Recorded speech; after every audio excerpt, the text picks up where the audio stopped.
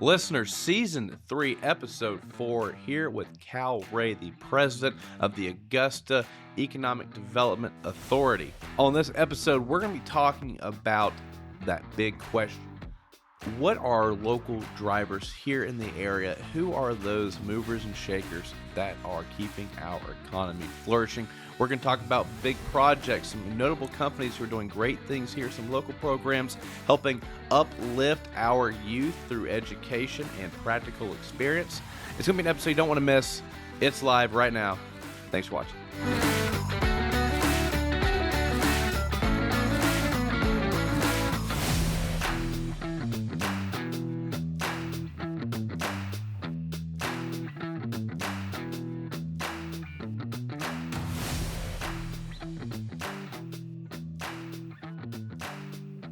And we are back, everybody. Episode 4 of the Market Shakers podcast, and we are still continuing along on our development series here. The question we're answering is how are your local leaders affecting your property values by driving in the commerce that boosts our local economy day in and day out? And to continue this series, fantastic mind, been around since I've been getting more involved in this community. Wray, president of the Development Authority for the city of Augusta. Cal, how you doing? Good. Good to be here today. Yes, sir. And Cal, so for those who do not know you, who are you? Where do you come from? Tell us a little bit about yourself. So a little bit about my background. Grew up in Alabama, got to Augusta January of 18, so coming up on 8 years here. Okay. Before that, I was in Clarksville, Tennessee, which is about 45 minutes north of Nashville. Before that, Dublin, Georgia. Spent 5 years in Clarksville, spent 7 years in Dublin, and before that, I did this in Alabama. A lot of good people I know from Dublin, Georgia. Me too. A lot of really good people. Okay, excellent. Yeah, we've got some friend and family ties in Dublin, so we'll explore that later. Because I don't want to miss out on anybody. They'll get sad. So Alabama, Clarksville, Dublin. What took you from city to city to city? Really job. Okay. So I've been doing this coming up on 23 years. Okay. All in the development authority world, all in the industrial side. Some were partners with chambers, some were independent.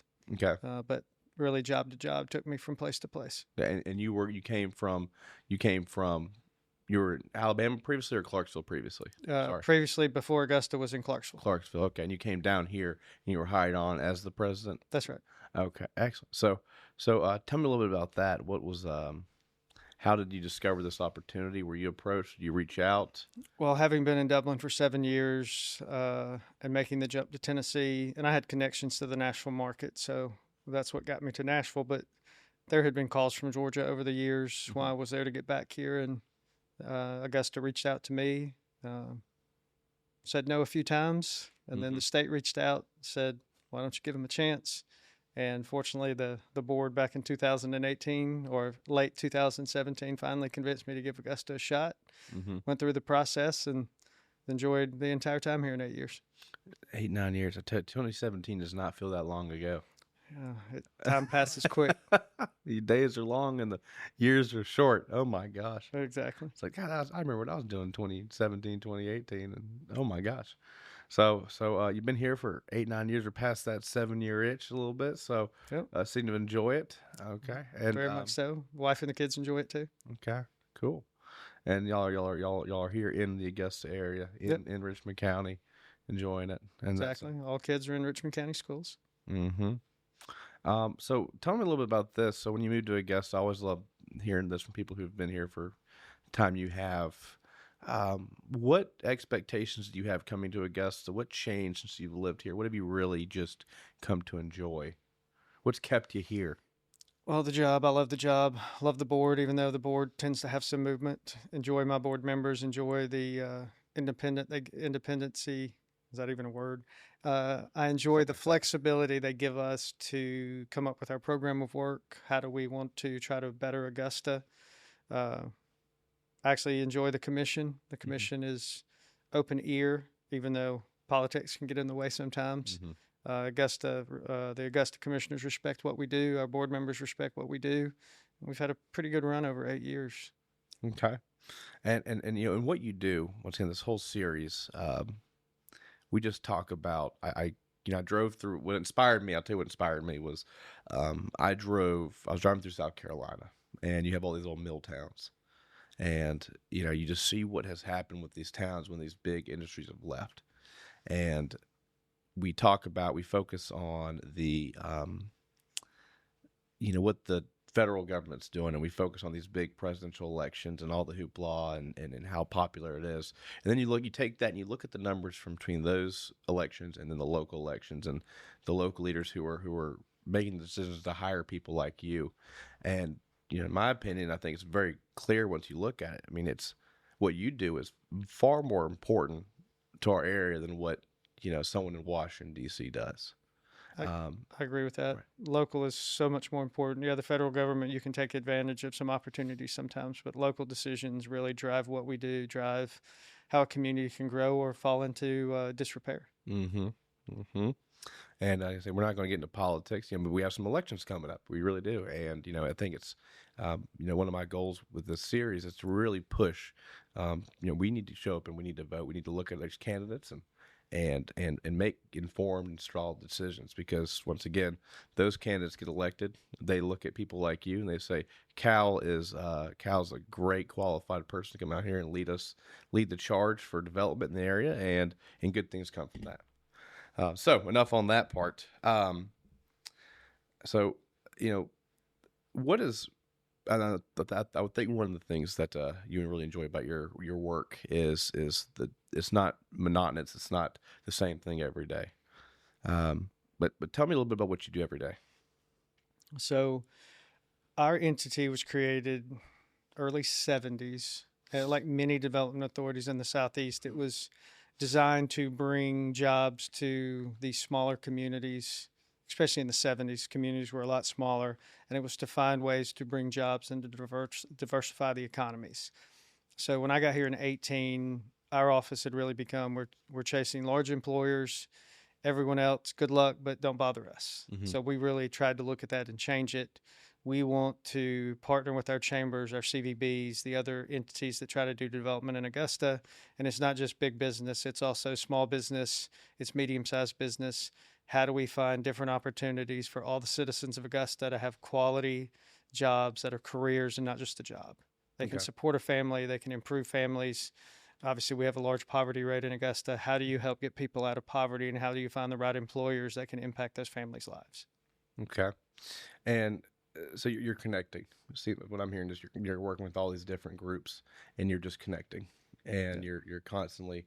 And it's twofold. It's connecting locally, but then it's going outside of Augusta, finding opportunities for these job creators to consider Augusta, to be on their map, and to see if we can't induce their investment here. But then it's also taking care of those that already made the decision to invest in Augusta. How do you help them continue to grow and to provide those quality jobs and not have a big loss of job like you see in many small communities in the Southeast? You had one major employer, that employer closes, and some of these communities become almost like a ghost town. Mm-hmm. That's happened all over the Southeast. Pick a state. I can tell you a city in that state that has had huge job loss, and the entire area has changed because of those opportunities are gone. Mm-hmm. We don't want that for Augusta. No, we do not. And, you know, we have a very big thing here, a couple very big things.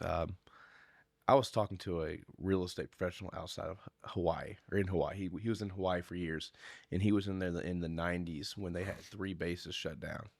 He says people's property values in the 90s dropped 60% over the course of a few years.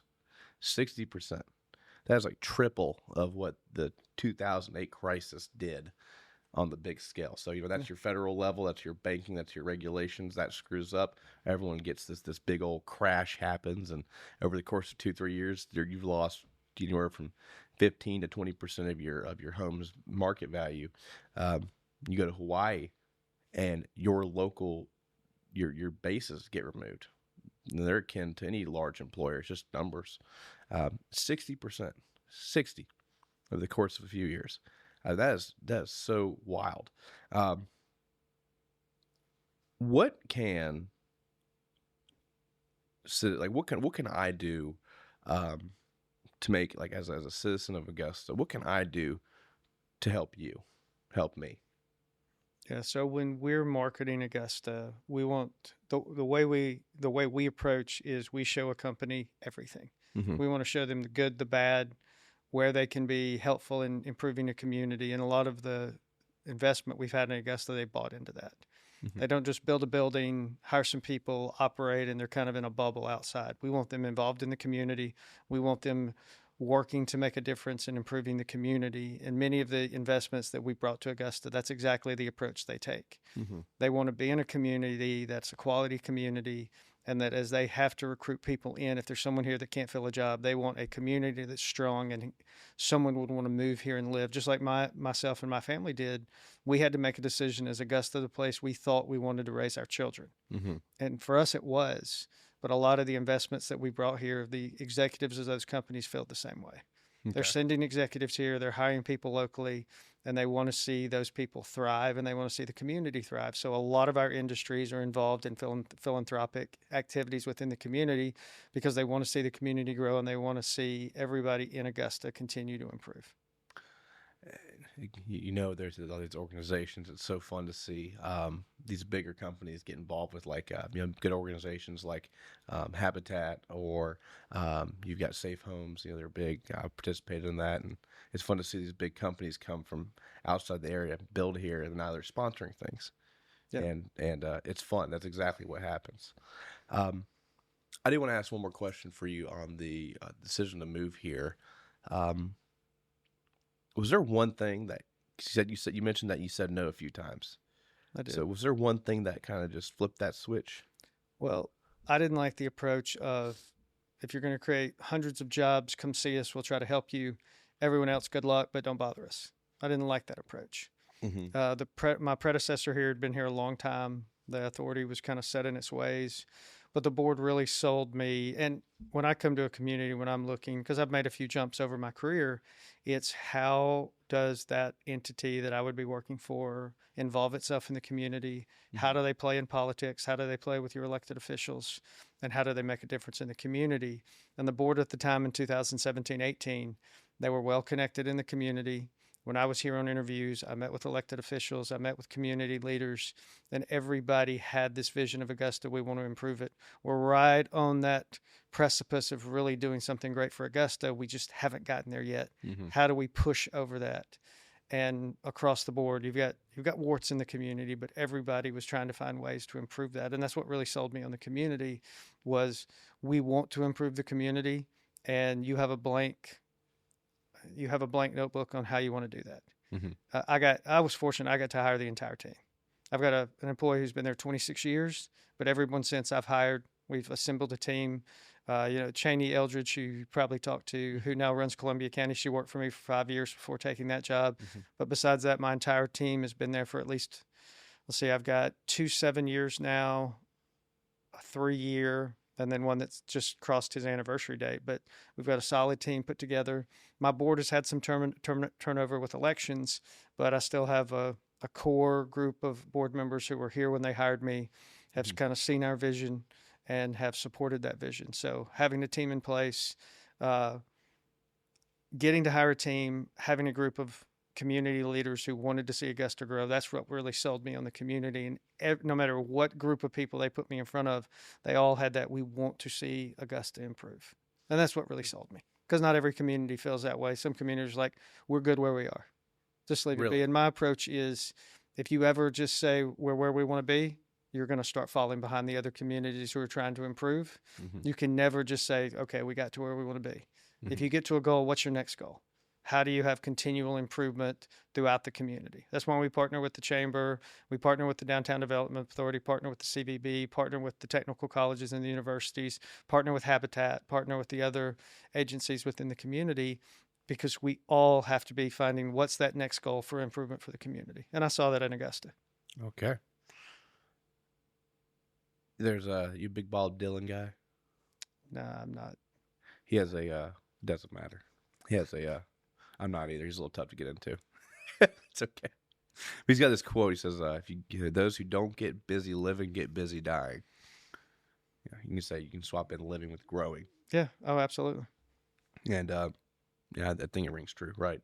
It's especially in our, we've got so many cities. I feel like Augusta is compared to, and pressure creates diamonds. Fortunately, uh, that gets me excited. I see us starting to compare ourselves to other cities, going, they're doing this and they're doing this, and while it may seem a little bit hard on those who are trying to do well, I think it's a good signal that hey, we're paying attention.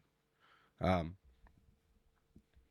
we do that. We benchmark ourselves against our peers throughout the Southeast. And fortunately, over 20 some odd years now, I have connections in, I don't know, 40 states. So you can really benchmark. And, I'm not afraid if we see something someone's doing well elsewhere, we explore it, we reach out to them, we try to understand it and say, we can replicate it here. Take advantage of what other people's sweat equity. Can you find another program and can you put it in Augusta and can it be as successful as it was somewhere else? Can you give us an example? A program we've seen, Be Pro, Be Proud. We've started 3 or 4 years ago. We pay for that for the school system. So Be Pro, Be Proud, it's a mobile unit, started in Arkansas, but it's been replicated in multiple states now, or licensed in multiple states. It's Cherokee County, Georgia is where the license sits now, but they cover all 159 counties. So we made the decision to become a partner with them a few years ago. So for the first time this year, we were able to take almost 100% of 8th grade students through this mobile training unit. They get to see 8 skilled trades. Okay. It shows them, here's the types of jobs in the industry. Here are the degrees of the certificates you need. Here are the current jobs on the market in those fields. Here's your expected pay. Here are possibilities of how you could pay for this education you would need for these. And our goal's always been to get every 8th grade student through. And this year, fortunately, with the school system, they've become a good partner. They bought into it. So I think we took 92% of 8th graders this year through that. Everyone had access, but 92% actually went through it. And you've got to get them in middle school. If you wait till 11th or 12th grade, it's almost too late.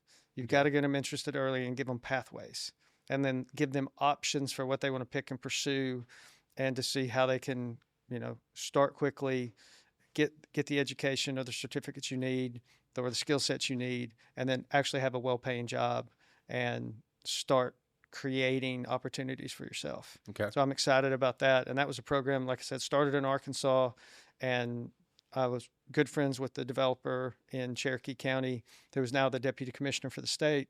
But she was good friends with us. We decided to partner with her. The board bought into it, the school system bought into it, and our industries have bought into it. So most of the years we have a speaker that is there saying, here are the jobs we currently have. You go through these programs and we want to talk to you.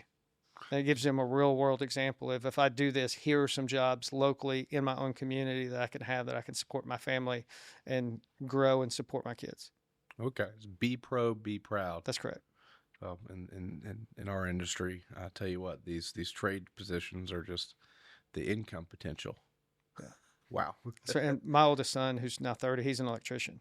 And he's done a lot better than he would ever have if he had picked some random degree. He's done very, very well, and I'm proud of him. And skill trades is I'm probably a little older than you, but when I was there, you had the co-op programs. You went to school half a day, you went and worked half a day, and you created potentially a skill trade, whatever it was. You could still go to college, but at least you had that skill set to fall back on. We kind of got away from that. Right. And we're seeing it come back, and it needs to be here. Those are jobs that people are now retiring. There's no backfill for it. So those jobs are demanding high salaries, but you got to have the skill set. It's a much harder job to just jump into. You've got to have the background. You've got to have those apprenticeships or those internships to have that underlying base skill set that then you can learn and start really creating either self-employment or entrepreneurship. I always enjoyed the AMP program. AMP. That's who sponsors that program? Oh, here locally, I don't know. It's but it's not AMP. I'm sorry, RPM. RPM. Yeah, RPM. That's Textron. That's Textron. Yeah. So they do they have kind of a presence in that other program as well? I know they're a big, so because they work with high schoolers, they bring them in. That's right, and it's even more specific. It's at-risk high schoolers. Okay. So they bring them in. Textron, who's one of our great partners, they acquired the building, equipped the building, set up education and the on-the-job training, same building. So you you do so many hours of education a day, you do so many hours of work a day, and you really teach them skill sets. You make sure they get their education. That's been a hugely successful program. Mm-hmm. I wish we could replicate that with other industries. There's a lot of hard costs that go into that: acquiring the building, acquiring the square footage, paying the teachers, and giving them real world work. This is not just, idle work that you're trying to teach them something. This is real work. The parts that they make actually go into the process at Textron. Textron's done a fabulous job with that program. That's really an example that other communities could learn from. And honestly, people in Augusta who don't know about the program could learn about it, because you're taking those at-risk students and really giving them an opportunity to further themselves and making sure they get their education. Because at the end of the day, you still need that education. Right. And they go into that workforce rather than, there's all the other avenues that could be detrimental to our area. Yep. Absolutely. No, it's a fantastic program. Those are exciting. What other industries maybe in this area do you think you could see that same process or program be applied to? Well, we've been fortunate. We've had a lot of European investment choose Augusta as their home, and with their models where they're starting in middle school with their apprenticeship programs, I can see we've got Arubis with the German. They're a German-based, Hamburg-based company. I see them setting up apprenticeship programs with just across the street, GF Castings or Georg Fischer. They're Swiss. They have a similar background. I could really see apprenticeships really take off here, and we're working now to get those as they begin finishing their construction projects and go into production. How do we get them involved with the school system? How do we not only do technical college apprenticeships, but how do we go back into high school and do youth apprenticeships? There's some good models across the country. Tampa has one. Hopkinsville, Kentucky has one. There's one in Indiana, Minnesota that have those 17 and 18-year-olds working manufacturing jobs, learning a skill set, going to school, and having those youth apprenticeships. A lot of companies will shy away from that because those kids aren't 18. Mm-hmm. But if you can get them in there at 16, 17 years old, you got to do it safely. You got to do it in the right way. But you can really teach them in high school, give them opportunities, show them some skill sets, and then they can choose what to do with it after that. But you're catching them early, so they have a pathway very early. And a lot of times there's so many potential pathways, but so few kids are exposed to those pathways. So let's be honest, you can only do what you know about. Right. So how do you give them a much broader representation of opportunity so they're aware of it, and then they can see what they have a inclination to or what they have a liking to, and actually pursue it. You mentioned these European companies are taking a big interest in Augusta, and you named off a few. These are all pretty new companies. I know I'm aware of Arubis. I'm not aware of the other two. But why? Why Augusta for them? That's a good question. This could be an opportunity for you to brag a little bit. It is. At the end of the day, they would say their relationship with us. Mm-hmm. So our world is a process of elimination. Like let's use Arubis for example. They had over 100 sites they considered in, I think it was 17 states. Mm-hmm. We kind of look at it as a funnel. They throw those 100 communities in, and they're risk averse. So of these 100 communities that on the surface meet all of our thresholds that we think we can be successful, and then they start eliminating. Mm-hmm. Sometimes we're eliminated on paper. We'll get a request with, let's say, 100 questions, and they're all different. Some are a 2-page form you fill out, a spreadsheet fill out. Our biggest is 27-page spreadsheet. You got to fill out with all the data on Augusta, from workforce to utilities to sites. And it can be even weather patterns. Mm-hmm. I mean, it can be a whole list of data we've got to come up with. And for example, Arubis, they started with over 100, and then they just started eliminating down. They were probably in the 50 to 70 range of sites when they started making visits. Mm-hmm. And this is a team coming over from Europe, and they have facilities in both Western and Eastern Europe. So you had this mixed team from Germany and Belgium and Bulgaria and a few other assorted places. And they were trying to go to all these communities and say, okay, these make our cut. These are places we think we can be successful. And you went from 100 to 50 to 30 to 12 to 3. Mm-hmm. When they got down to the final 3, it was a site in North Carolina, a site in South Carolina, and a site in Georgia. Okay. And it was when you get to that level of 3, so you've been eliminated for whatever reason throughout that process, you get down to the final 3, and we believe we can be successful in all 3. Which one is the right place?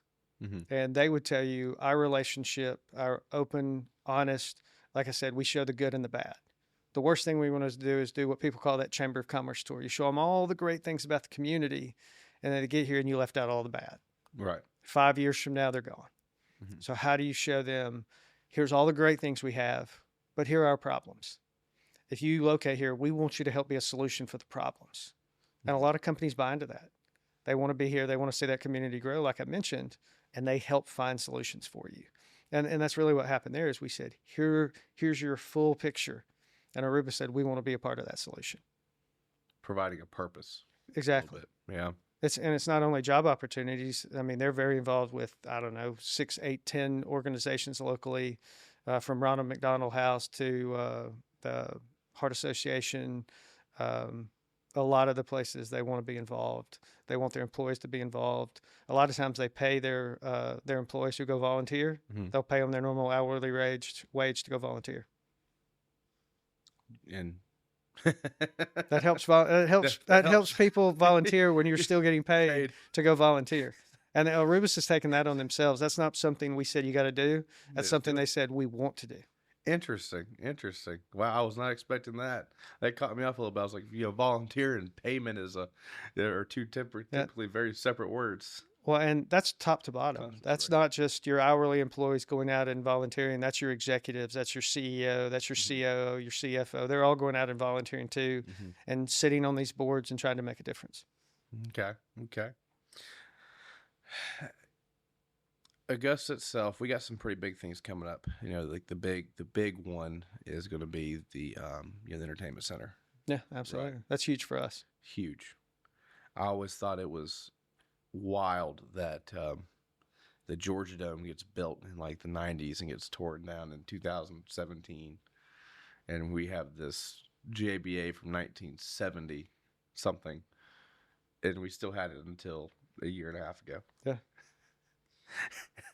And I can't believe it got torn down about a little over a year ago. I mean, it just time flies. It does. Time flies. Good gosh. And now you can see the new one coming in out of the ground. That's an exciting step to see it, and to have all the announcements, the hockey coming, and those are vital things. I mean, we can find an industrial site or we can find a commercial site. We can help them find workforce, but you got to have a place people want to live. You got to have activities. I mean, we've got great proximity to Atlanta and Charlotte, but you got to have things locally that not only give people an opportunity, but it also creates revenue for the city. You got to be able to operate government. You have to have revenue flow, and these are things that help make that happen. Who would you love to go see at the new arena? Like an act? What are you into? What kind of big music guy? You're not going to like my answer, but my answer would be whatever my wife decides. My wife is huge into music. She loves concerts. I mean, Guitar Pull, that just happening, and her one thing she doesn't like about Augusta that we had in Clarksville being so close to Nashville is anybody you want to go see in Nashville, you're going to go see. And from my front door to downtown Nashville was less than 40 minutes. Nice. So we could leave the house and within an hour we're sitting at a venue, watching live music, watching a concert, and having the new arena here, having bigger acts come in, having entertainment opportunities. That will even help my wife love Augusta even more. So who do you think who's on her short list these days? I mean, she's anything from a Kenny Chesney fan to a. She's gonna hold this against me because I can't come up with more names. She's big into country music, but she's just a music lover in general. So it can be anything from country music to older rock. Kenny did that little stint out there at the Sphere in Vegas. He's doing it again this year. Are y'all gonna go to that? I'm taking her this year. Oh yeah, I've heard that's gonna be. I heard that's a lot of fun. Yeah. They're doing the Wizard of Oz. They're doing a screening of the Wizard of Oz. I saw that. Yeah, I'll be out there for that. And it's like an orchestra. I haven't been to the Sphere, so I'm pretty excited to see it. I've heard great things. I've talked to people who've went. She's pretty excited about going too. It's otherworldly. They're doing these little mini concepts. They're popping up around. I think one's coming to Atlanta. I think they're like it's like a Sphere-like situation where they have the technology, and I think they're trying to put a sports angle on it and make it like a little sports bar sort of thing. But that was just an incredible. You're gonna enjoy it. I'm really excited for you. Yeah, me too. Well, I'm excited for hockey here because being in Nashville, having the Predators, and with Clarksville, the Predators were a great partner because as I was leaving, Clarksville was building their own arena. And their basketball is all played there. The Predators do some stuff because they put ice in theirs as well. And I'm a big hockey fan, so going to see the Predators and now having hockey here. Okay. We'll have a call. I have a good story for you after the show. Well, you'll enjoy it. I always love hearing about it because if you don't care about hockey, the story's not good. If you like hockey, Oh, I love I have a hockey. great story. Um, is this new hockey team? Are we going to be a subsidiary of another team, like a bigger team? Yes, the way I understand it, and I wasn't involved in the hockey piece. I was secondarily involved, but I believe it will be an ECHL team. There's 32 teams. I believe there are 32 NHL teams, so each team has an affiliate. Okay. And I Okay. believe the ownership groups has 2 or 3 other teams, and they all have an affiliate in the NHL, so there will be one here. Okay. I don't know exactly. It's not quite like baseball works, where you're, you know, low A, rookie A, low A, mid A, double A, triple A. But I think it's very similar. Like if you're playing for Augusta, there is a parent club that you could go to if you get called up. Okay. Okay. And we'll be in the league. Athens got a new team a few years ago. My understanding is same league. So the Savannah team's in ECHL, Athens is in ECHL, and I believe the way it's set up, there are 32 ECHL teams, all with an affiliate of the NHL. Where they play, like Stegman up in Athens? They built their own ice. That they're on. I know that because Georgia has a hockey team too. Yeah. Colt I actually got to tour that facility back in April. So it is near the campus, and they were top couple of teams in the league this year. So I believe they were going into the playoffs. So they have their own separate, I forget what it's called, but they have their own separate facility with ice in it. They do other things there, but it's not at Stegman. It's a little funny that that these southeastern teams are just the last decade have been just so dominant in the NHL. Yeah. Look at Florida winning the last 2. Right. Yeah. The Predators are in there. You got Predators are in hard times now. They're bottom of the league. They're they were good. They were good when I was there. Yep. Yeah. They were good after that, but this year they're dead bottom in the league. They really? They're awful. Oh. And they're not even. It's not a point difference or something. They're like 5 points worst team in the league. They're awful. Trash. Yeah. Ooh. Yeah. I think one of their best players just retired, mid-season retired. So that bad. They have a lot to do. They've had some retirements and traded their best player away. So there's a lot to improve. But yeah, the top team in the league right now are the Avs. We call it rebuilding. The Avalanche? Yeah, the Avalanche. Colorado's best team in the league now. But Predators beat them last night. So the worst team in the league beat the best team in the league last night. It to them. Yeah, that's right. Makes sense. It made them only like 3 or 5 points now, worst team in the league. Oh, Lord. I can't wait for this. We'll tell this story. It's just too long for the camera. So hockey's coming. We got some big musical acts. That whole area, Midtown or down, the Old Town. Really excited for that area. Yep. What's coming there? Just New Ramada being upgraded. Mm-hmm. I mean, there's a lot happening in downtown. And Margaret Woodard with Downtown Development Authority, good partner of ours. Mm-hmm. So we work a lot together because we're primarily on the industrial side. We're not in the residential side. We're not in the mixed use side, but we partner from time to time to try to help. Okay. Oh, I wanted to go back. When companies are looking at this space, we ask that question, what we can do to help you help us, mm-hmm. right? From a citizen standpoint. What are some things that drive you nuts when you go to all these the public forums, to the commissioners meetings, and just you see on Facebook and Instagram, social media in general, events, what are things that you'd just like to see? What are things you're seeing that are detrimental maybe to our area? What are some criticisms that some industry leaders are giving you when you talk about Augusta, when you're pitching? Like, what can we do better? Well, there's 2 different questions in there. One is, our elected officials let this small vocal minority drive their decision. Okay. It's those NIMBYs, not in my backyard. Mm-hmm. We don't want it in our community. We don't want industry. We do have that. We have a segment of our population that doesn't want industry. They don't want quality jobs. Some will say we're a cyber community now. We don't want manufacturing. Mm-hmm. We need manufacturing.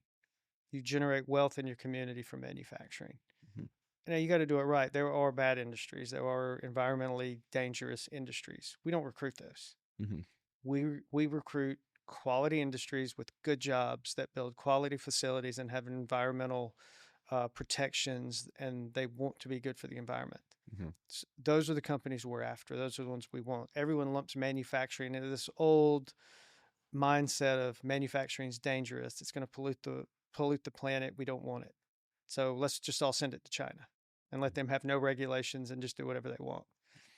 There are protections. Yeah. And there are protections in this country. There are entities that monitor these and will find them and will give them penalties if they do something wrong.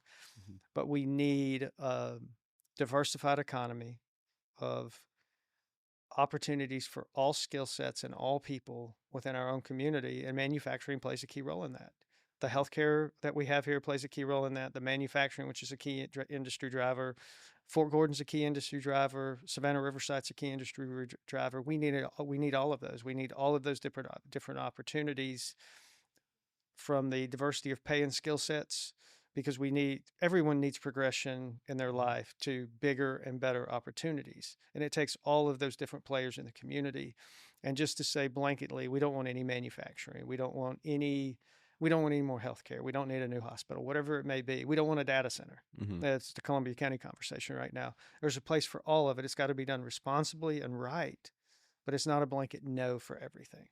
Mhm. And we have that in Augusta. There are certain segments who will say no to everything, or a neighborhood that says you do anywhere else in Augusta but not here. Well, there are Not drivers for exactly. that. You got to have water, you got to have sewer, you got to have power, you got to have gas, whatever it may be. You got to have the right site, you got to have the right zoning. You got to do everything right. But a blanket no without understanding something is not productive for anyone. Mm. You mentioned there, I think a big challenge that makes our area unique is um, you have people from your leadership that's gone to Columbia County. Yeah. You've got a whole river that runs through this whole area. The CSRA is not just one county; it's multiple counties. Very much so. I'm scared to say the number, but I know it's more than 3, maybe less than 99.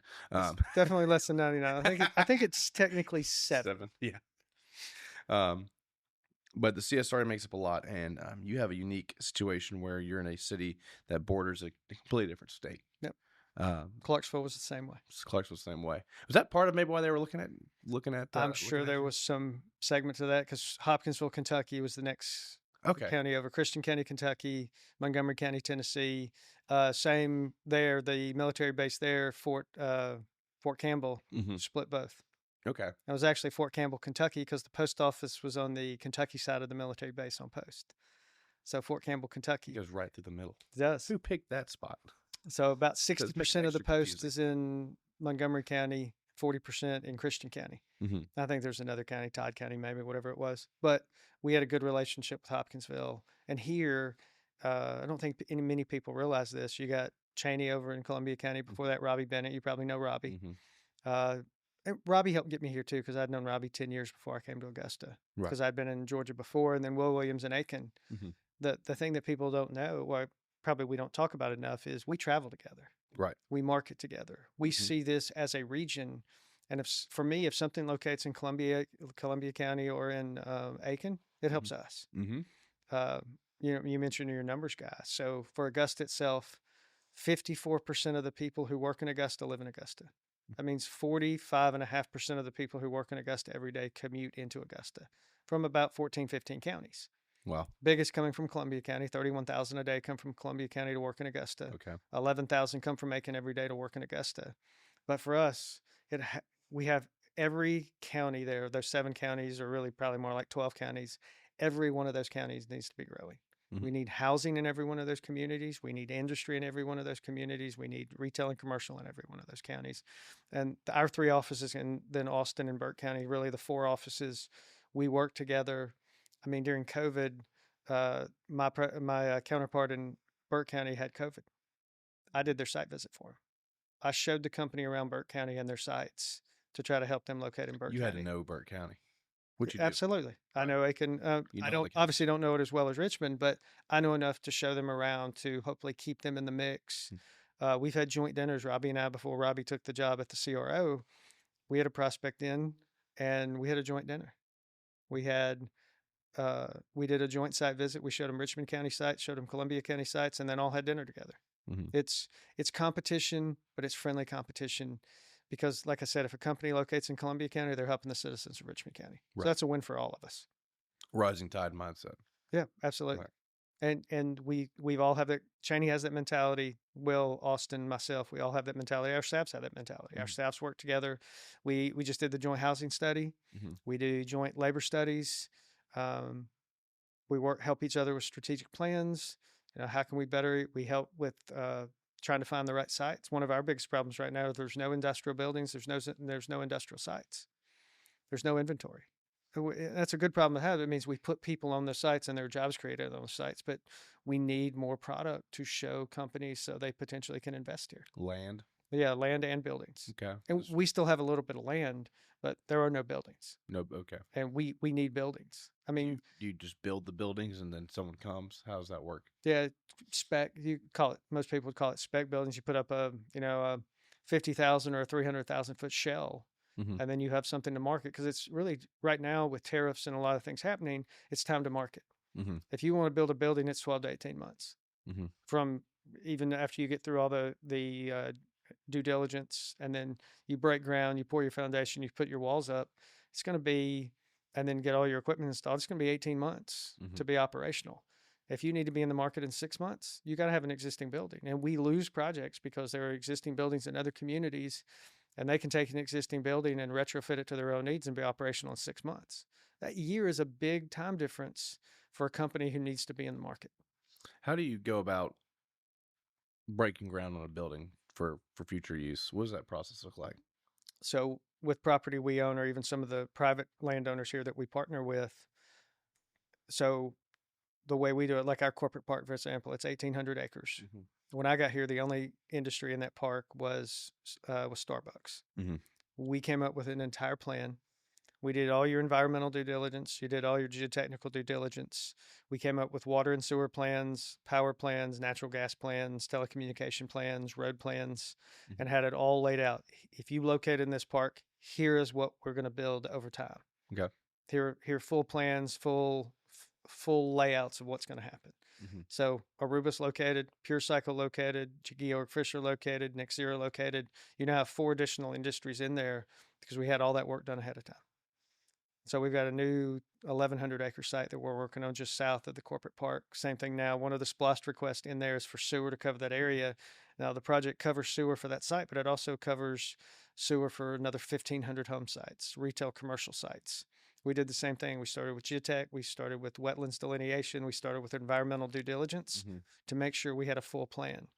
And there's been a little pushback by residents, but most of them understand it. They may not agree with it, but they understand because we have an example. We have the corporate park.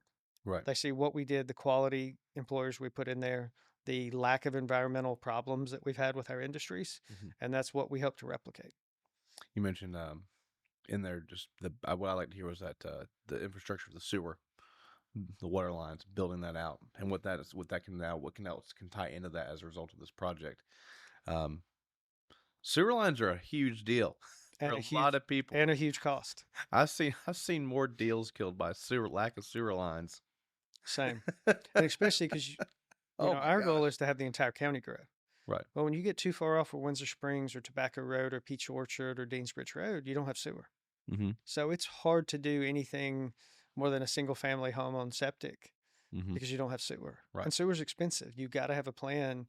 I mean, I'd love to see the entire county covered by sewer, but that cost is a huge cost, and it's going to be probably a 30, 40, 50-year build out to get it out there. So you got to do it smart. You got to plan it. Right.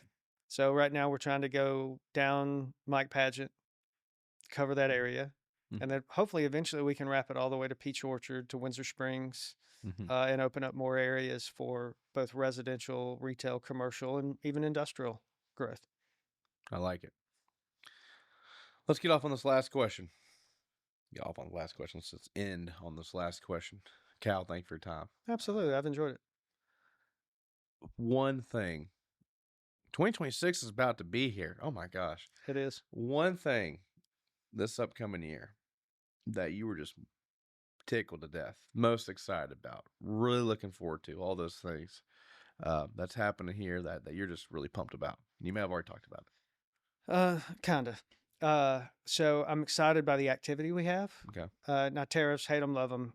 Depends on your perspective whether you do. The tariffs have driven activity. Mm-hmm. Companies who are being hit by tariffs who are manufacturing outside the U.S. are now looking for U.S. locations. So activities being driven. People are trying to find sites in the U.S., which is a goal. You want manufacturing in the U.S. You create your jobs in the U.S. Potentially, you create suppliers in the U.S. So that's exciting because of all the activity we have. I mentioned the 1,100-acre site. We have multiple mega projects looking at Augusta. Yeah. So you mentioned we were talking before the show. You mentioned the Hyundai facility in Savannah with all the jobs they've created. We have some of those type of projects looking at Augusta. That's exciting. That's but our very existing exciting. industry that's under construction, we talked about Arubis. Mm-hmm. They'll be going live this year with their production, but they have plans for future growth. Already under design. I'm excited to see what they continue to put in Augusta. Georg Fisher, I mentioned 12 to 18 months for a building. They broke ground to equipment installed, putting their first product out in about 13 months. Boom. Quick move, ready to go. They'll be hiring 300 people this year. Now, 2026. 300 people who will now be employed in Augusta. They have room for growth. These are strong jobs, very strong jobs. Absolutely. Strong jobs. I mean, you're talking starting pay in the $20 an hour range or higher. Higher. I won't get into that. People can go and look up those jobs that are posted and see what their pay is, but you're talking $20 an hour plus. These are not minimum wage jobs. These are quality jobs that people can have a very comfortable life off of and continue to get skill sets on the job training and continue to grow. And a lot of these skills are transferable. So you get a job here, you get a skill set, you go get a better job and a better job and a better job. And before you know it, you're in a leadership role. But having those next year breaking ground, they're a French company. They'll be breaking ground this year. They'll be building their facility. Pure Cycle will continue their progress toward a production facility. But, I mentioned I've been doing this 23 years, and Arubis is that company that always under-promised and over-delivered, and they over-deliver in a big way. And knowing they have plans for future growth, we've talked about their involvement in the community, seeing that involvement in the community, seeing how they continue to want to grow. I'm excited about the activity and the potential for new investment in the community, but I'm excited to see companies like Textron and Arubis continue to grow, continue to make their investments, but continue to be that good corporate citizen who wants to help us make Augusta a better place. I love it. Cal, it's been very eye-opepening. I really appreciate your time coming out here. Thank you. So happy to do it. Good. Happy to do it anytime. 50 minutes. So Victor's over here going to go. We they're good when we go over time. So it's great. Appreciate you and everything you're doing, and looking forward to see another good 8 years, maybe longer. I don't know how long you intend to. Well, my youngest is in 6th grade, so at a minimum, I'd like to get her through high school. There you go. I appreciate it. Absolutely. Happy to be here. Thank you for having me.